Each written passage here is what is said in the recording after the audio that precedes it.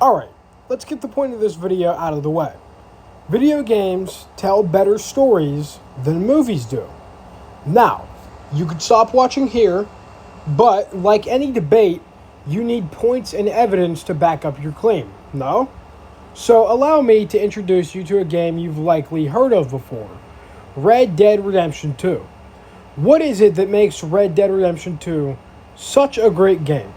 Yeah, it has great mechanics, realistic graphics, and portrays an accurate version of the Wild West. But why is it exactly that even 8 years later, people are revisiting Red Dead Redemption 2, and some even playing it for the first time? That, my friend, would be the story. You see, Red Dead Redemption 2 is what some would call a movie game, because it portrays a strong cast of characters and a compelling story. But what does it do differently from a movie? It lets you experience it from the main character's perspective. You see, filmmaking is a really hard thing to be done in today's day and age. Filmmakers like Christopher Nolan absolutely nail the idea behind filmmaking by keeping things realistic and connecting us with his characters. But studios like Marvel thrust viewers into a 2-hour-long movie that is sloppily done, and proceed to repeat the process for their next 10 movies. Now, I'll admit, there are some really great modern films, the most recent I've seen being directed by Ryan Coogler, releasing in 2025. Some of you may have seen it, titled Sinners. It's a horror movie on the surface that builds your perspective on the characters throughout the runtime of the film. After a certain point, we see the so-called villains of the film appear, and they're vampires that follow the traditional vampire myth of having to be invited inside a place before entering. This is a plot device the film uses to build the viewer's tension and keep them interested in the film. Now, while there are a few rare gems that come out once in a while in theaters, like Sinners for instance, movies as a whole have plummeted down in quality, and that's very much for a reason. The most recent movie I've seen is Happy Gilmore 2, so we'll use that as an example. What plot devices does a film like Happy Gilmore 2 use to keep the viewer interested? Well, the answer is none. And although the original and its sequel are both comedies not meant to be taken seriously, one is loved by fans and the other is ridiculed. Why is that? Long story short, there's a lack of immersion. Allow me to compare apples and oranges for a moment. Sinners immerses the viewer through the tension of the given situation, after already having set up characters as distinguished individuals in the first half of the film. Happy Gilmore, the original, is loved by fans because we watch Happy, played by the hilarious Adam Sandler, grow as a person under his mentor. We as viewers are immersed in his story while the comedy is used as a means to increase viewer entertainment. Happy Gilmore 2, however, has no immersion. The first half of the film introduces us to new characters, while the second half is filled with celebrity cameos and overly dramatic plot lines that are practically copy-paste of the original film's plot. Which brings me to another point as to why modern movies are so terrible: originality. With film, there's only so much you can push out without things being repetitive. We've practically been watching the same Spider-Man movie since 2002. Only one's animated and one has Iron Man. Originality is a major factor in what exactly makes video games better than films. See, with a film, you can have two different superhero movies that are practically the same movie with different characters. I'll say Spider-Man 2 and The Amazing Spider-Man. We watch the two different actors for Spider-Man go through the exact same character struggle, albeit The Amazing Spider-Man is much more modern than the 2002 version. But it comes at the cost of being repetitive. You can use the same argument for terrible live-action remakes of classic Disney films, or even the majority of Marvel movies that release and build on the multiverse aspect of Marvel. They rely on cameos from past characters and humor suitable for toddlers to keep viewers watching. With gaming, you can have two different games of the same name following the exact same plotline, both be original experiences. Don't believe me? Let me prove it to you. Resident Evil and its remake, Right from the beginning of both of these experiences, the games make their cinematic experiences known to the player through cutscenes. But the cinematic elements don't end at just watching events unfold during a cutscene. The real storytelling in both the original Resident Evil and the remake comes from the events that unfold in between those cutscenes during the gameplay. The original offers a set of fixed camera angles during gameplay, meaning you can't move your camera any direction other than the one the game has set for you.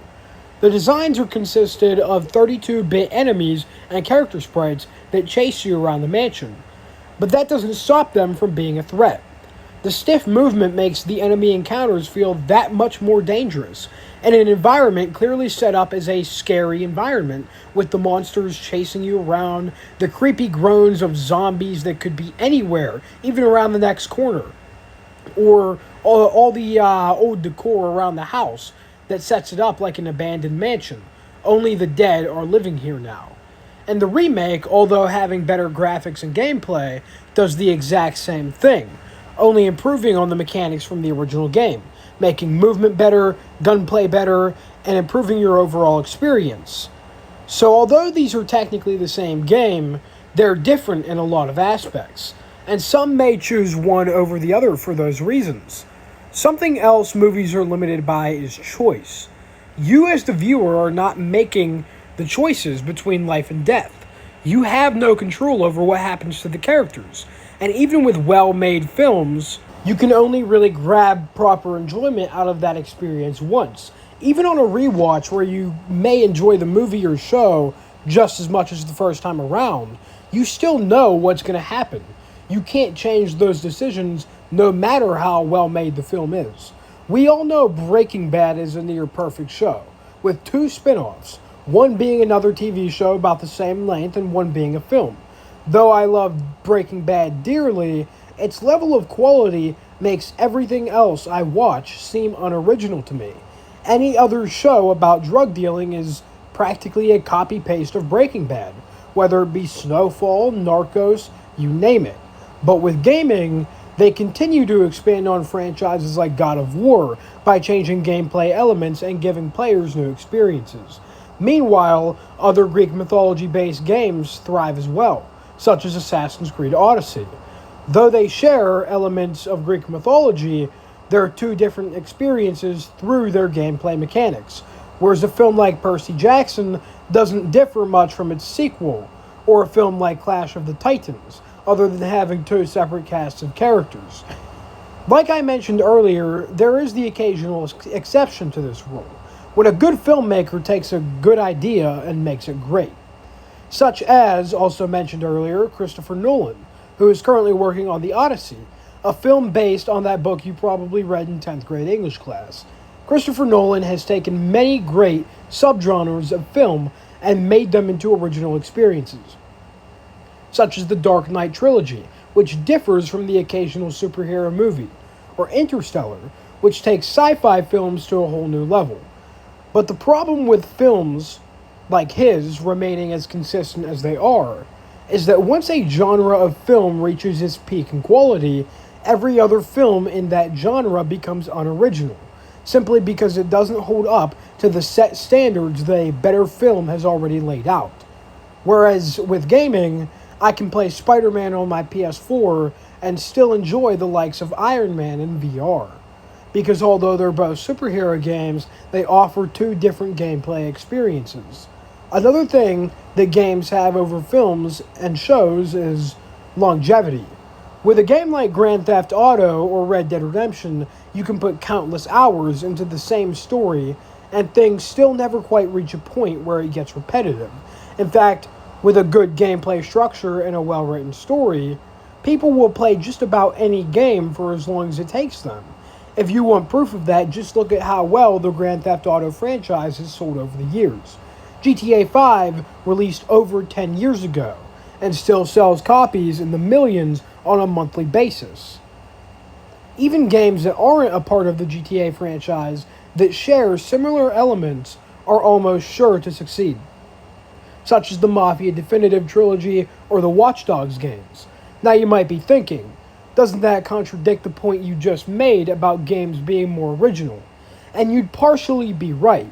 But my argument to that is that even in having similar gameplay structures, the longevity of the stories in these games still makes for a better experience than a movie. If you disagree with that, of course it's completely subjective. But what makes the longevity of a TV show better than the longevity of a game? Well, once again, the answer is nothing. TV shows are usually low-budget experiences no matter the quality of the story. And TV shows, even when good quality, get dragged out by studio interference. Like The Walking Dead, which is still pushing out spin-offs for a show that should have ended 5 years ago. They continue to try to push the immersion of the Walking Dead universe, but it continues to fail.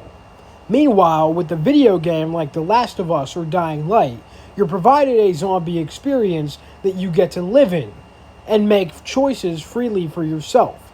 The story can technically go on for as long as the player wants it to, with the choices the player makes. All without a dip in quality because each section of gameplay is designed with its own intended purpose towards progression. You are Arthur Morgan watching the world crumble around you and making peace with your fate. You are Joel deciding whether love is more important than the greater good. You are Aloy, Kratos, Leon, Geralt, or Commander Shepard, making choices that shape the world around you in real time. Your input matters. You pause, you explore, you fail, you retry. There's no passive experience here. It's your hands, your reactions, your emotions that carry the narrative forward. And that interactivity, that immersion, it just can't be replicated in film. Even in games where the story is mostly linear, the act of playing it changes how that story is received. It's earned, not just presented. Now, don't get me wrong. I'm not saying films are obsolete. There will always be room for stories told in 2 hours with great writing. Films like Sinners, Oppenheimer, The Social Network, The Godfather, etc. prove that a great film can still leave a massive impact. But even then, once it's over, it's over. Games can be played for as long as the player wants to play them. In fact, the same story can evolve over time. Look at Cyberpunk 2077. A rough start, yeah, but years later, after major updates and an incredible DLC expansion, it transformed into a critically acclaimed experience. Name a movie that got a second chance like that. You can't, because once it's printed and released, it's released. Video games aren't limited by runtime or casting or studio mandates. They evolve, they stretch, they reward players who are willing to put in the time. You spend 80 hours in a game world not because you have to, but because you want to. Try saying that about a 10-season Netflix show that stopped being good after season 4. So to wrap this all up, yes, movies will always have their place. And yes, TV shows can be great as well. But when it comes to storytelling, emotional investment, longevity, and originality, video games are the superior medium. Hopefully you enjoyed this video. If you disagree with any points I made, feel free to cuss me out in the comments below. You'll be boosting my content to the algorithm either way, so I don't really give a fuck. If you do disagree with any points I made, feel free to like the video and maybe even subscribe to the channel. It'll help me out in the long run and overall just inspire me to make more content. With that being said, this is Game World Master signing out.